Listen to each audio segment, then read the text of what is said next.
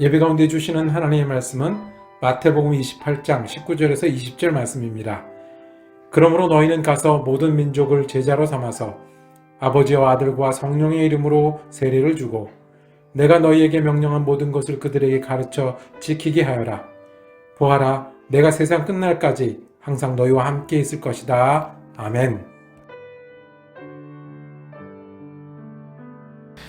오늘 말씀의 제목은 가라 갈릴리에서 세상으로, 갈릴리에서 모든 나라로 라고 정하고 은혜 나누기를 원합니다.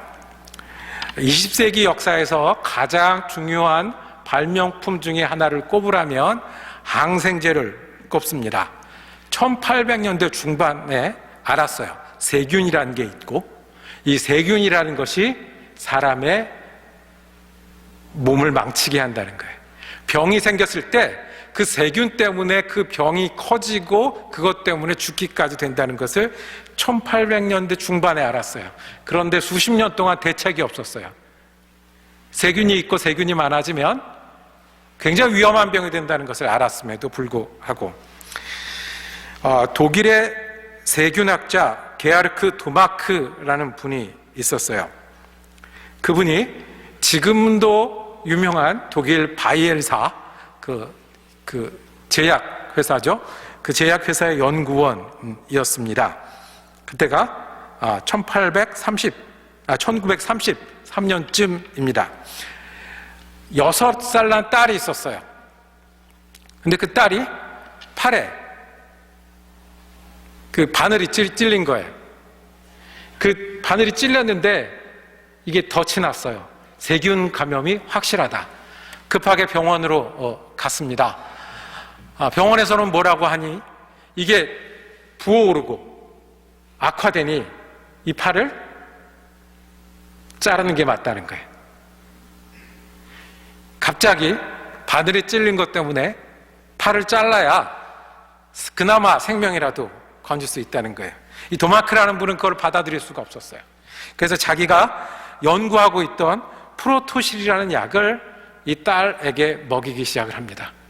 팔 자르지 마세요. 그리고 단지 한 건 이 약을 먹이기만 했는데, 계속해서 먹였는데 증상이 더 나빠지지 않았어요. 그리고 점점 나아갔어요. 실험실에서는 반응이 없었는데 사람이 먹으면 이게 그 세균과 싸우는 효과가 있다는 사실을 예상만 했는데 실제로 자기 딸을 통해서 얻게 되었어요. 그래서 이 딸은 팔을 건졌어요. 이 도마크라는 분은 나중에 노벨 의학상을 타게 됩니다. 그런데 세상에는 뭐가 좋지요? 이 도마크라는 사람은 자기 딸을 살렸고 자기는 의사로서 성공을 했어요. 더 좋은 거는 이 항생제가 개발이 돼서 많은 사람의 생명을 구했어요. 말하기를 항생제 전과 후로 역사가 나뉘는데 사람 수명, 평균 수명이 50살에서 80살로 늘어난 게 무엇 때문이다? 이 항생제 때문일 거다. 그래서 50년대 이후 사람이 오래 살기를 시작했다. 지금 인구의 절반은 아마 항생제가 없었더라면 이 땅에 살지 못했을 거다. 이렇게 얘기를 합니다. 딸을 살린 것뿐만 아니라 자기가 성공한 것뿐만 아니라 정말 많은 사람들이 이 일 때문에 좋아졌어요. 예수님이 살아나셨습니다. 누가 좋을까요? 제일 좋은 거는 그날 아침에 그 무덤을 찾았던 여인들이었을 겁니다. 그 다음에 좋은 사람들은 예수님이 없다고 슬퍼하던, 예수님이 죽었다고 아파하던 제자들이 좋았을 거예요.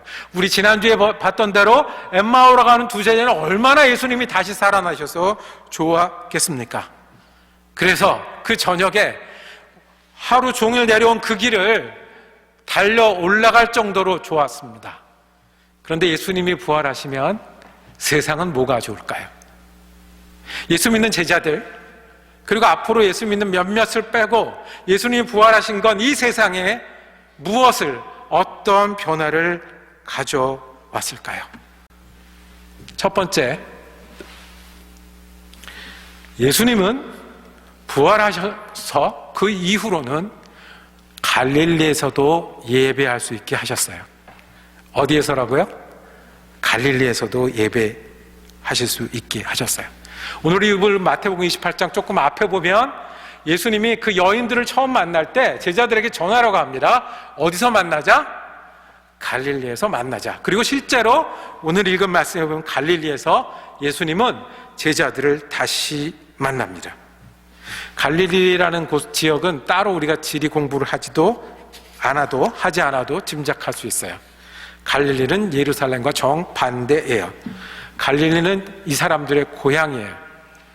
이 사람들이 가난하게 살던 곳이에요. 거기서 무엇을 했냐 하면 어부를 했고 세리를 했고 길을 다니다가 예수님을 만난 그런 곳이에요. 주목받지 못하는 시골이에요. 가난한 사람들이 계속 살고 하층민들이 사는 곳이에요. 거기서 예수님을 만났어요. 거기서 예수님을 배웠어요. 그리고 훈련 받았어요. 그리고 이 사람들의 꿈은 뭐냐 하면 예수님과 함께 어디로 가는 거예요? 예루살렘으로 가는 거예요. 이제나 저제나. 왜요? 갈릴리에 난 사람은 제대로 되려면 어디로 가야 되는 거예요? 예루살렘으로 가야 되는 거예요. 하나님을 제대로 믿으려면 어디 가서 예배해야 되는 거예요? 예루살렘 성전에 가서 예배해야 되는 거예요. 세상을 바꾸려면. 그래서 치유를 하든 기적을 하든 가르침을 하든 여기서 하지 마시고 그 형제나 가족들도 어디로 가라고요? 예루살렘으로 가라고요. 그런 곳이 갈릴리였어요. 자기들이 떠나온 곳이에요. 뒤돌아볼 것이 아니에요. 다시 돌아가는 것은 실패를 의미하고 대대손손이 거기서 그렇게 살 것을 의미해요. 그런데 예수님이 그 갈릴리에서 제자들을 다시 만났습니다. 그리고 갈릴리에서 제자들이 예수님을 다시 믿기 시작합니다. 오늘 함께 읽으신 말씀 16절에 열한 제자가 갈릴리로 가서 예수께서 일러주신 산에 이르렀다. 17절은 여러분이 읽습니다. 시작. 그들은 예수를 뵙고 절하였다. 그러나 의심하는 사람도 있었다. 다시 시작하는 자리. 예수님의 부활은 세상에 예수님의 꿈을 심으셨습니다. 예수님의 꿈을 심는 곳이 이 세상이 되게 하셨습니다. 그때부터 이 세상은 예수님이 계셔서 그 예수님의 꿈을 펼치는 곳이 된 거예요. 대적하고 어렵고 힘들게 하고 극복해야 되는 편 맞지만 그곳이 세상이 많지만 예수님의 부활 이후로 이 세상은 예수님의 꿈이 펼쳐지는 곳이 되었습니다. 예수님의 꿈이 무엇일까요? 오늘 읽은 말씀에 보면 예수님의 꿈은 제자들에게 명령하셨습니다. 이제부터는 너희가 내 꿈을 위해서 살 것인데 뭐라고 말씀하셨습니까? 함께 읽을까요? 몇 절이죠?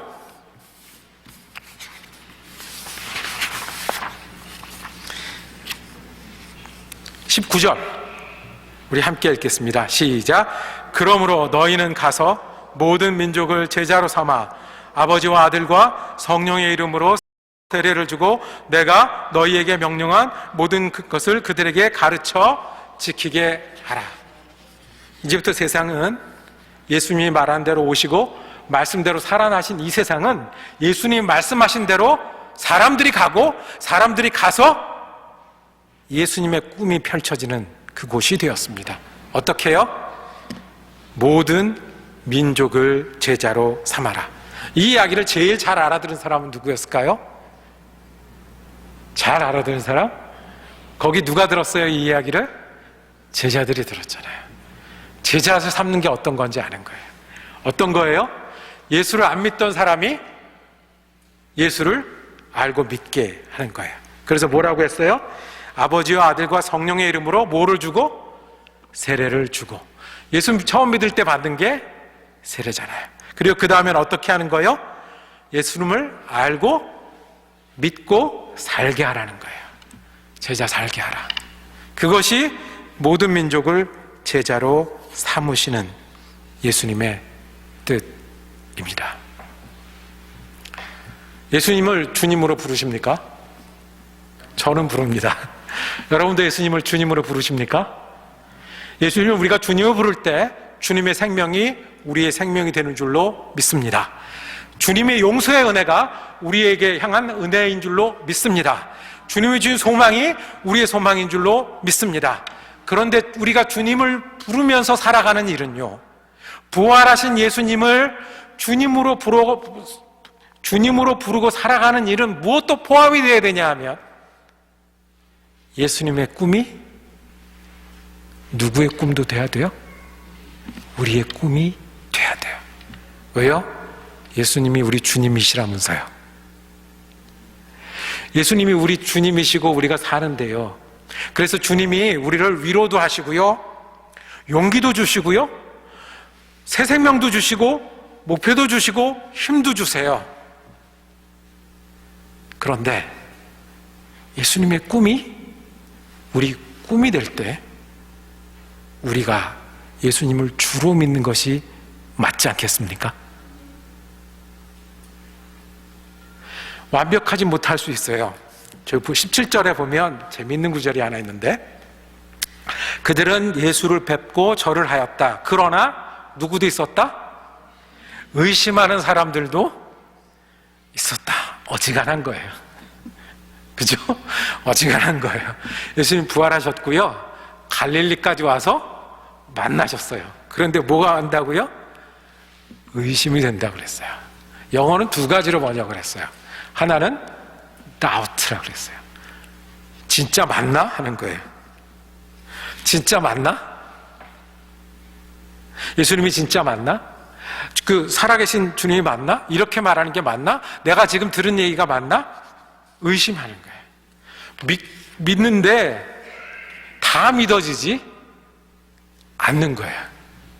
절반쯤 믿는 거예요. 이걸 뭐라 그러죠? 절반쯤 믿는 걸 전문용어로 양다리라고 그러죠. 양다리라고 그러는 거예요. 내가 좋아하는 걸 맞는 것 같아.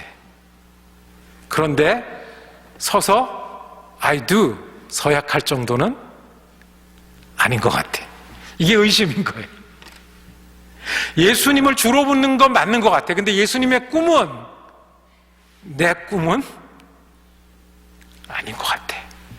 이게 양다리인 거예요. 의심을 또 다른 단어로 영어로 어떻게 번역했냐면 hesitate라고 그랬어요. 우리 이해할 수 있죠? 이 단어 굉장히 우리한테 익숙한 단어예요. 주저하는 거예요. 한번 기억해 보세요. 갈릴리에 다니던 예수님을 만났어요. 이 동네였다고요. 이 동네에서 뭐 하다가 만났어요? 이 어부하다가 만났고, 세리하다 만났고, 길 가다 만났고, 반에서 만났고, 좋아서 따라다녔고, 그랬는데 그 다음에 돌아온 게 뭐예요? 이 생고생이잖아요. 예수님이 죽은 거였잖아요. 그리고 부활했잖아요. 이해할 수 없는 이 일이 벌어진 거예요. 그런데 여기서 또 내가 따라가면, 그 다음엔요, 알겠다니까요, 생명. 근데 또 따라가면, 알겠다니까요, 오병이어가 먹는 걸 봤다니까요. 근데 또 따라가면 또 5,000명 모이면 어떡하죠? 이제는 어떡하죠? 이게 주저하는 거예요. 이게 주저하는 거예요. 내가 사랑은 하는데 결혼은 못하겠어. 왜? 또 알아. 더 멋진 오빠를 만나게 될지. 또 알아. 내가 혼자 살면 더 잘 살게 됐지. 그러면 주저하잖아요. 결혼 못하잖아요. 주저했던 사람이 있다는 거예요. 어떤 사람들도요, 예수님을 그 자리에서 봤던 제자들도 주저했어요. 그러니까 우리는 어떻겠어요? 우리는 날마다 주저하죠. 날마다 의심하죠. 날마다 양다리이고 날마다 우리를 다 갖다 넣지 못해요. 그래요, 우리는 그런 사람들이에요. 그런 사람들이라고 그만두라고요? 아니요. 그런 사람도 있었는데 거기에 예수님이 꿈을 심으셨어요. 얼마나 위험한 일이에요. 그런데 그 꿈을 심으셨어요. 우리가 예수를 주님이라고 부르잖아요. 그러면 모두 주님이어야 되냐면 예수님의 꿈이 우리 꿈 안에도 들어와야 돼요. 그것이 주님이에요. 가라, 제자 삼으라가 우리 계획 속에 있어야 돼요. 우리 목표 중에 있어야 돼요. 우리 미래 중에 있어야 돼요. 우리 오늘 하는 일 중에 있어야 돼. 그것이 뭐랑 맞아요? 내가 예수를 믿는 사람입니다.